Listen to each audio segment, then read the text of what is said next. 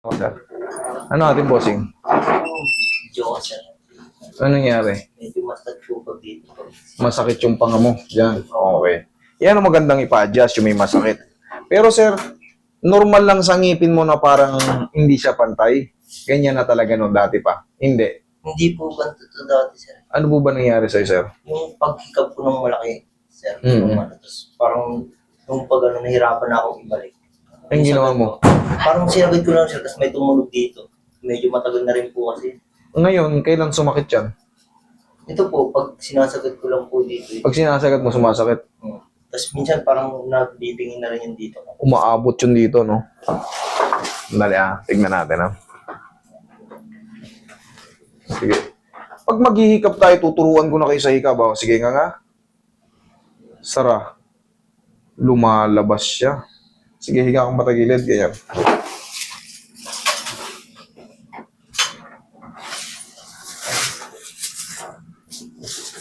Sige nga.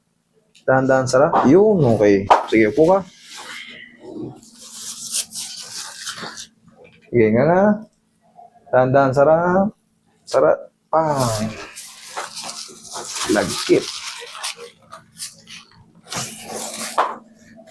Ngayon, pag maghihikab ka, idol, total, sa hikab ka na dali, sa hikab ka ngayon mag-iingat. Ganito tayo maghikab. Kahit malaki, basta ganito. Eh, hindi naman exaggerated, hindi na kasama to. Hindi Parang gano'n. papasok po ito. Yeah, sige, gano'n ka. Parang papasok po ang... Correct. Kahit lakihan mo siya, basta nakadiin to. Yan, Kahit puyat na puyat ka, tandaan mo yan, ha? Kasi sa hikab na siya nadali, lumagutok daw nung sinagad niya, Tapos, pag ginangan niya na, masakit na. Siyempre, na-disalign na Lumabas na yung condyle mo. Ngayon, naramdaman mo kanina may umusog. Ngayon, unti-unti na yan. Hihina yung pain na nararamdaman mo. Tapos, i-maintain mo na yung hikab na yan, ha? Ganun na tayo maghikab. Pare-parehas na tayo. Lahat po nagkaroon ng problema sa jaw. Tandaan nyo yung hikab na yun, tinuturo ko. Thank me later. Thank me later sa mga nakakapanood.